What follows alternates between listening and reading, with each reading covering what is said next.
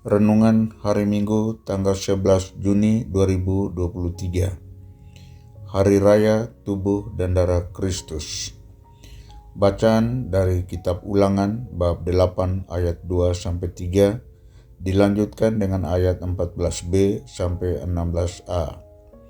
Bacaan kedua dari surat pertama Rasul Paulus kepada umat di Korintus bab 10 ayat 16 sampai 17 dan Injil Yohanes bab 6 ayat 51 sampai 58. Judul renungan kita menimba kekuatan Ekaristi.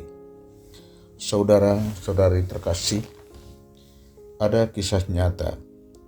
Seorang gadis cilik dengan sangat kusuk mengikuti misa kudus di sebuah gereja. Wajahnya sangat sedih dan nampak ada beban berat yang ditanggungnya. Pada saat menerima komuni, dia membawa serta sapu tangan berwarna putih polos. Di depan imam yang membagikan komuni, gadis cilik itu membuka sapu tangannya sambil berbisik kepada Romo, "Romo, ibu saya sakit parah.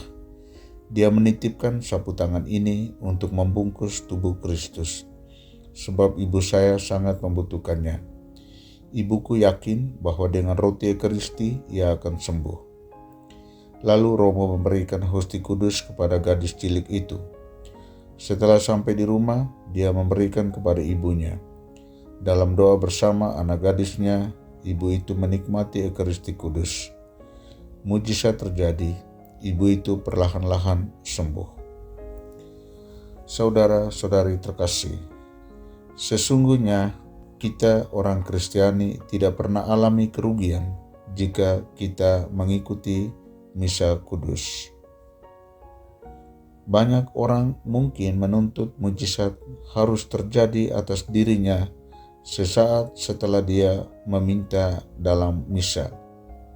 Lalu orang berdalil bahwa rugi menghabiskan waktu hanya pergi duduk di gereja ikut misa, sementara hidupku tidak berubah.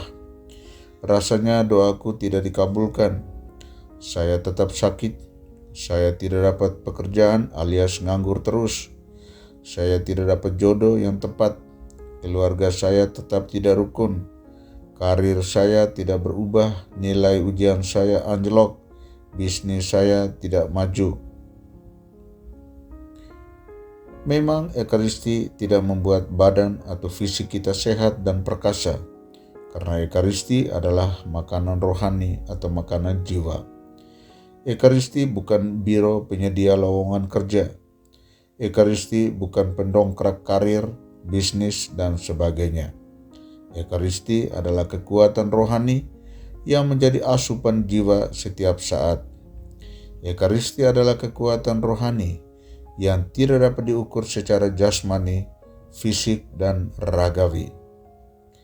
Saudara-saudari terkasih, Yesus menyatakan dirinya sebagai roti hidup yang turun dari surga. Misi khusus Yesus datang ke tengah dunia untuk menyelamatkan manusia. Dia memberi kekuatan yang tidak dapat diberi oleh manusia. Kata Yesus, "Sesungguhnya jikalau kamu tidak makan daging anak manusia dan minum darahnya, kamu tidak mempunyai hidup di dalam dirimu." Jadi dengan itu Yesus menegaskan bahwa Ekaristi bukan makanan dan minuman jasmani kita. Kita menikmati atau menyantap makanan rohani yang bersumber dari Ekaristi.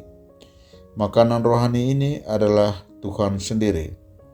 Tuhan hadir dan menyapa kita dalam sabdanya. Tuhan hadir dalam rupa roti dan anggur yang telah berubah rupa oleh Roh Kudus menjadi tubuh dan darahnya. Ini hanya bisa diterima dengan kesadaran iman. Iman bahwa Ekaristi adalah makanan jiwa yang bersumber dari Tuhan. Dengan menerima Ekaristi bukan berarti kita sudah terbebas dari segala bentuk penyakit, penderitaan, masalah, dan berbagai macam persoalan hidup lainnya. Bisa saja kita semakin banyak diuji dengan berbagai persoalan baru dalam hidup ini.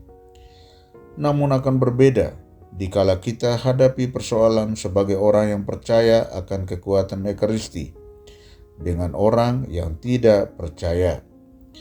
Tandanya orang yang percaya akan kekuatan Ekaristi di saat menghadapi masalah lebih sabar, lebih tenang, lebih rendah hati, lebih pasrah pada Tuhan, dan lebih terbuka kepada kehendak Tuhan.